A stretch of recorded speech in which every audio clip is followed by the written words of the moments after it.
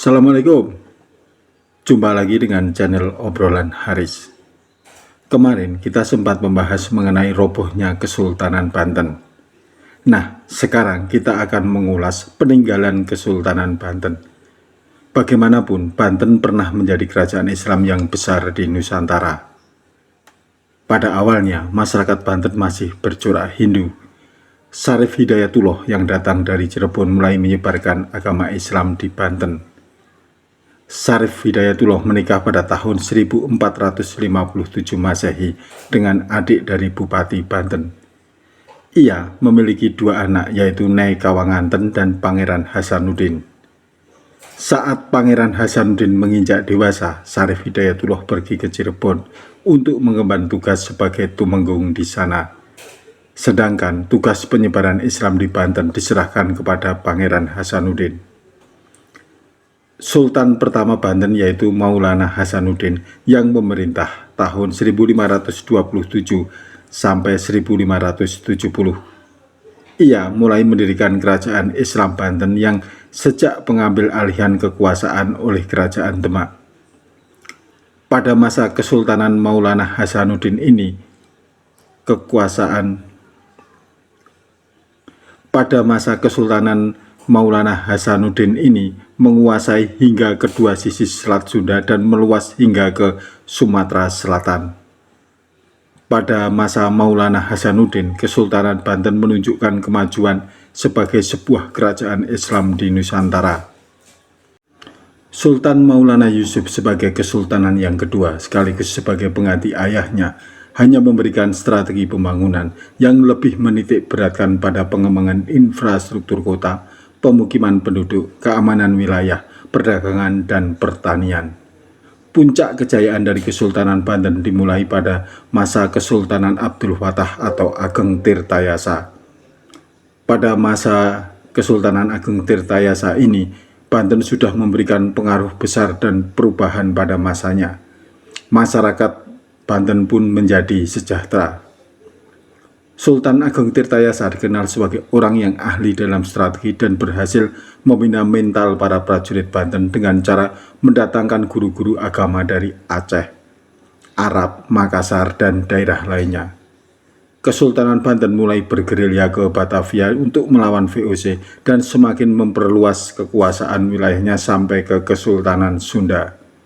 Namun, adanya konflik antara Sultan Ageng Tirtayasa dan anaknya, yaitu Sultan Haji. Maka terjadilah perang antara anak dan ayah untuk memperebutkan tahta di Kesultanan Banten. Konflik tersebut tidak luput dari campur tangan VOC yang mengadu domba antara Sultan Haji dengan Sultan Ageng Tirtayasa. Sultan Ageng Tirtayasa termasuk salah satu orang yang sangat menentang segala bentuk penjajahan asing atas negaranya dan bahkan tidak pernah berkeinginan untuk berkompromi dengan Belanda. Konflik ini mengakibatkan kemunduran Kesultanan Banten. Kendati demikian, sisa-sisa kejayaan Banten bisa dilihat dari sejumlah peninggalan kerajaan tersebut, mulai dari jalan, bangunan Masjid Agung, benteng, dan benda-benda lainnya. Mari kita simak peninggalan Kesultanan Banten itu. 1. Benteng Spilwijk. Benteng Spilwijk memiliki luas sekitar 2 hektar yang terletak di Kampung Pamarican, sekitar 600 meter ke arah barat laut dari Keraton Surosowan. Benteng ini berbentuk persegi panjang dan tidak berbentuk simetris. Ada yang mengatakan bahwa dibangun oleh masa pemerintahan Belanda atau dibangun pada masa Kesultanan Banten. Benteng Spilwijk dibangun pada tahun 1677 sampai 1678. Digunakan sebagai pertahanan dari serangan laut. Menurut sejarawan Mufti Ali, Benteng Spilwijk ini diarsiteki oleh orang kepercayaan dari Sultan Ageng Tirtayasa yang berketurunan Tionghoa yang kelak digelari dengan nama Pangeran Cakradana. Bangunan ini merupakan salah satu alasan Kesultanan Banten memiliki pertahanan yang sangat sulit untuk ditembus dari laut oleh para penjajah dari barat. Bangunan ini dibangun kira-kira ketika dimulainya kongsi dagang Belanda yang mulai memasuki Nusantara. Belanda memasuki wilayah Banten ketika terjadi konflik antara Sultan Ageng Tirtayasa dan Sultan Haji. Sultan Haji yang berkompromi dengan Belanda memberikan informasi bahwa untuk memasuki wilayah Banten sebaiknya melalui jalur darat dari arah Batavia, sehingga akhirnya Belanda benar-benar bisa memasuki Banten. Saat Sultan Haji berkuasa, ia dan Belanda mulai meneruskan atau memperbaiki bangunan ini pada tahun 1685 sampai 1686 dan mulai memperluas wilayahnya. Sultan Haji mempercayakan arsitek dari Belanda yang bernama Herman Lukasjun. Sehingga ketika bangunan ini selesai diberi nama dengan Spilwijk yang diambil dari nama jenderal yang menjabat pada waktu itu yang bernama Cornelis Spilman. Diambil dari kata spil dan ditambahin wijk yang berarti kota. Keadaan bangunan saat ini sudah tidak utuh lagi dan sudah banyak bagian yang hilang. Akan tetapi bangunan ini meninggalkan bentuk bangunan yang masih bisa dinikmati dan diketahui fungsinya. 2. Danau Tasik Arti. Danau Tasik Arti terletak di Jalan Banten Lama, Desa Margasama, Kecamatan Kramat Watu, Provinsi Banten. Nama Tasik Arti berasal dari dua nama, yaitu Tasik dan Karti. Tasik artinya danau dan arti yang berarti buatan. Danau Tasik Arti adalah salah satu peninggalan Sultan Banten dengan luas sekitar 5 hektar. Danau Tasik Arti dibuat pada masa pemerintahan Panembahan Maulana Yusuf, Sultan Banten kedua yang memerintah tahun 1570 sampai 1580. Pada saat itu, keberadaan Danau Tasik Arti sebagai tempat peristirahatan Sultan dan keluarga. Danau Tasik Arti merupakan tempat penampungan air sungai Cibanten untuk pengairan sawah. Air sungai tersebut juga digunakan untuk tempat penyimpanan air konsumsi keluarga keraton serta masyarakat sekitar. Berdasarkan cerita yang berkembang, Danau Tasik Arti dibuat tidak terlalu dalam dengan dasar danau berupa lantai beton. 3. Keraton Kaibon. Keraton Kaibon didirikan pada tahun 1815 sebagai tempat tinggal dari Ibunda Sultan Saifuddin. Tempat ini sengaja didirikan khusus untuk ibundanya, yaitu Ratu Aisyah. Nama Kaibon sendiri berasal dari kata keibuan yang mempunyai sifat lemah lembut dan penuh kasih sayang seperti ibu. Keraton Kaibon dibangun menghadap ke arah barat dengan kanal di depannya sebagai media transportasi untuk menuju Keraton Surosowan. Keraton ini dihancurkan ketika Belanda berperang melawan Banten. Di bagian depan keraton dibatasi dengan gerbang yang memiliki 5 pintu. Arti angka 5 itu mengikuti jumlah sholat dalam satu hari yang dilakukan umat muslim. Gerbang yang bergaya Jawa dan Bali ini memiliki ketinggian 2 meter dengan bentuk candi bentar sebagai motifnya. Gerbang ini dikenal juga dengan sebutan gerbang bersayap. Pada satu gerbang terdapat pintu Paduraksa yang menghubungkan bagian depan dengan ruang utama keraton. Ruang utama keraton ini adalah kamar tidur Ratu Aisyah, dibangun menjorok ke tanah. Kamar tidur sang ratu dilengkapi dengan teknologi pendingin ruangan. Ini bisa dilihat dari lubang yang terdapat dalam ruangan. Lubang tersebut dapat diisi dengan air untuk memberikan efek sejuk ke dalam ruangan. Keraton yang berdiri di tanah seluas mencapai 4 hektar ini dibangun menggunakan batu bata yang terbuat dari pasir dan kapur.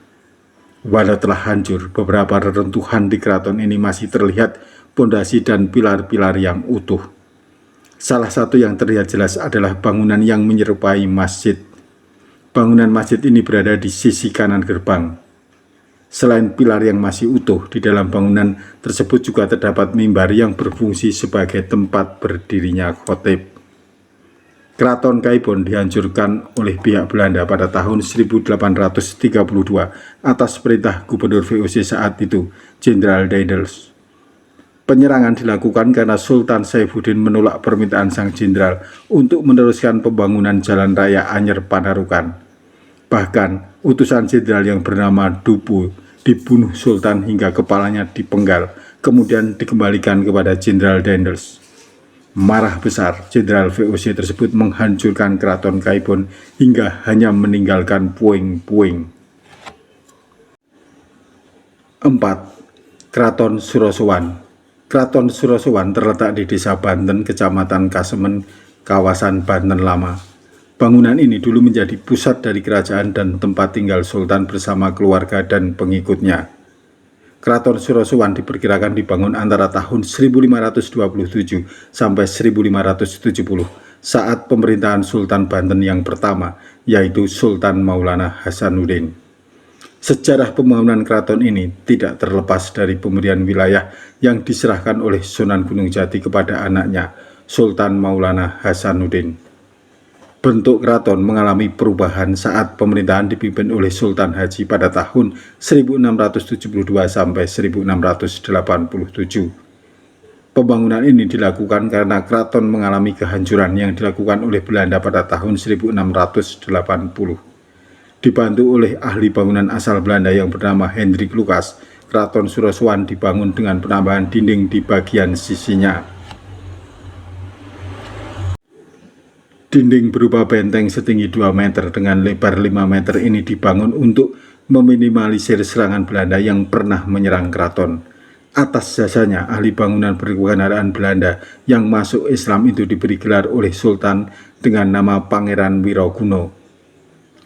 Ketika Belanda menyerang kembali, keraton menjadi sasaran utama dengan penghancuran kota dan membuat Sultan dan penghuninya meninggalkan keraton. Kejadian ini terjadi pada tahun 1813 saat Gubernur Jenderal Belanda dipimpin oleh Herman Daendels. Sisa-sisa inilah yang kini terlihat dalam reruntuhan.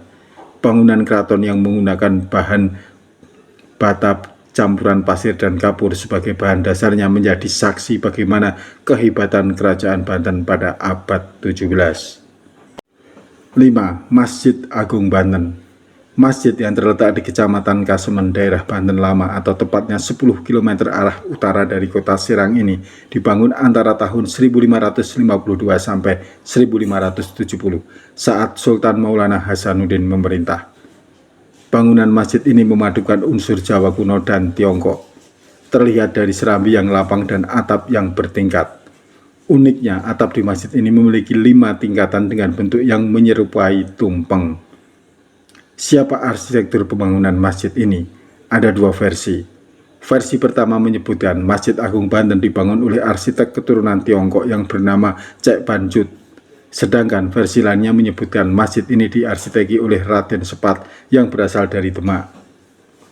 Serambi utama masjid dihiasi dengan tiang-tiang penyangga yang secara keseluruhan berjumlah 24 buah. Sedangkan serambi di sisi kiri masjid terdapat komplek makam sultan dan keluarga kerajaan. Makam pahlawan Sultan Agung Tirtayasa juga terdapat di dalam kawasan makam tersebut. Bagian dalam masjid ini berbentuk bujur sangkar dengan tiang-tiang yang disebut Soko Guru sebagai penyangga. Tiang-tiang ini disangga oleh umpak yang terbuat dari batu andesit dan berbentuk motif buah labu.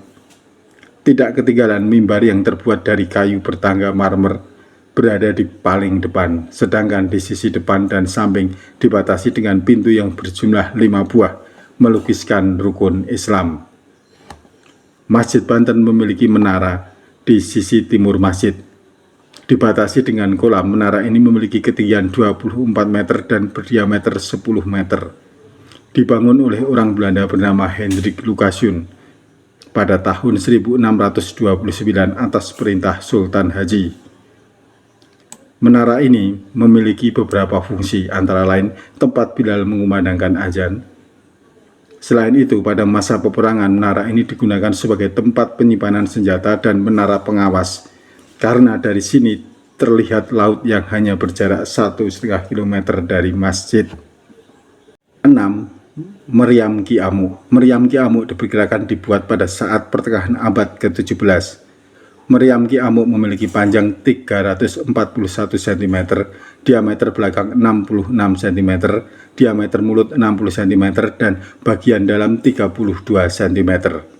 Beratnya sekitar 7 ton. Meriam Ki Amuk saat ini berada di depan Masjid Agung Banten.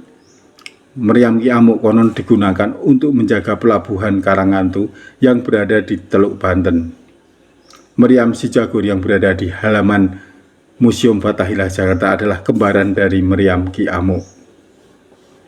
7. Vihara. 7. Vihara Avalokitesvara. Vihara Avalokitesvara dibangun oleh tokoh penyebar Islam di Jawa, yaitu Sunan Gunung Jati sejak tahun 1542. Letak vihara ini dekat dengan Masjid Agung Banten. Syarif Hidayatullah atau Sunan Gunung Jati memiliki istri yang masih keturunan Kaisar Tiongkok bernama Putri Ong Tin. Melihat banyak pengikut putri yang masih memegang teguh pada keyakinannya, Sunan Gunung Jati membangun vihara di desa Dermayon, dekat dengan Masjid Agung Banten. Namun pada tahun 1774, vihara dipindahkan ke kawasan Pamarican hingga sekarang.